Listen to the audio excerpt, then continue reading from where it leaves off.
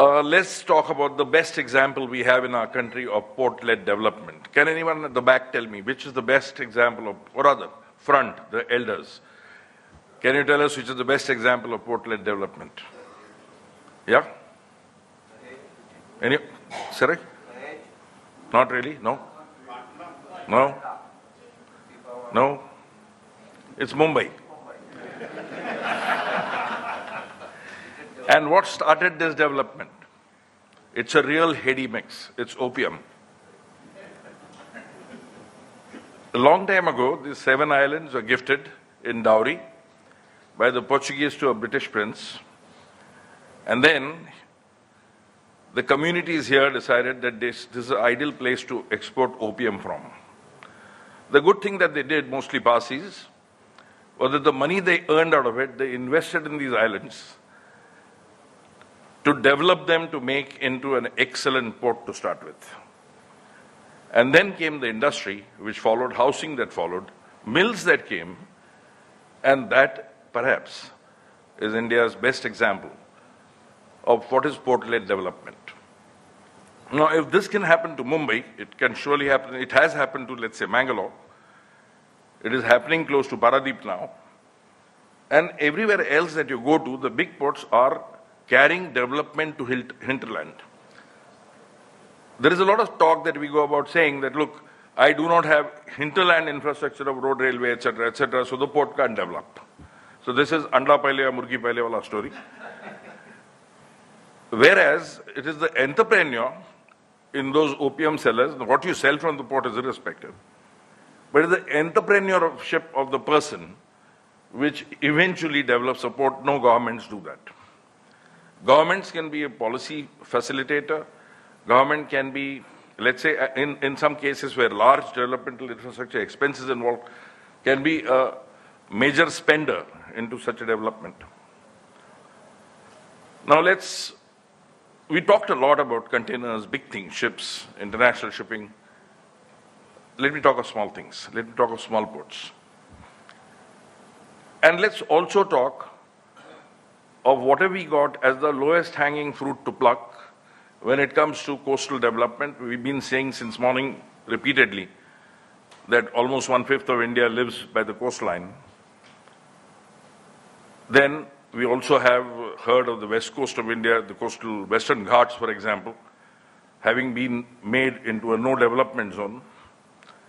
Now, on one hand, you want it to develop. On the other hand, you want to declare it as a no development zone. And that in itself is a huge conflict.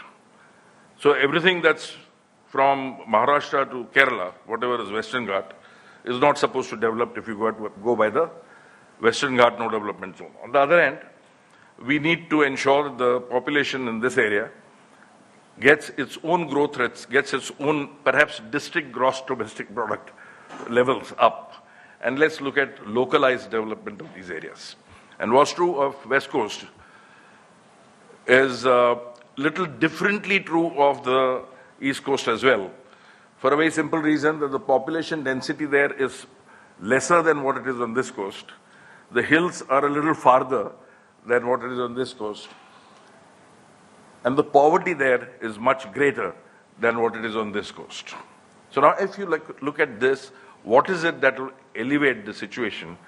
And there's just one more point. Buying big ships, leasing big ships or chartering them, finding cargo and exporting cargo or importing cargo are highly capital intensive businesses. What is it that we as a nation can do to ensure that smaller hamlets, smaller places, smaller ports develop, and that also comes in with the concept of Sagarmala, and that is developing fishing ports and small ports. What is it that we don't have here?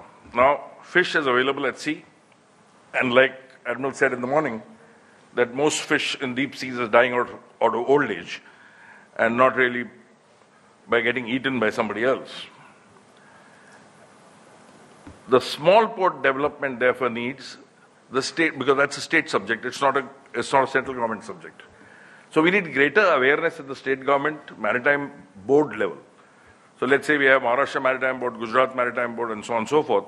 So it is these boards who have to take up development of these small ports, wherein the investment level required for a private entrepreneur is also not too high. And what are the things required to be done? The things that we need to do here is perhaps put up cold storages, perhaps put up small food processing plants, perhaps get into better mechanized boats, perhaps create seafood harvesting, or what we saw in the exhibition today. That means instead of being a hunter-gatherer, go and harvest your fish, harvest your sea algae, harvest your seaweed, and then process it in a manner that it does immense value addition to every product that you harvest. It is this development of small port, modernization of the small port, saving food waste, saving material waste at much lower quantum of investment is what is going to make us grow rapidly. And as everyone knows, there are at least 200 such small places around our coast. So 200 small ports, if we pay, each state gets on to paying attention to their development in the correct focus, I'm sure the industry at that level of investment, which will be perhaps from few lakhs to a few crores manned, there'll be much rapid growth when we start at the lowest hanging fruit, and that's a small port.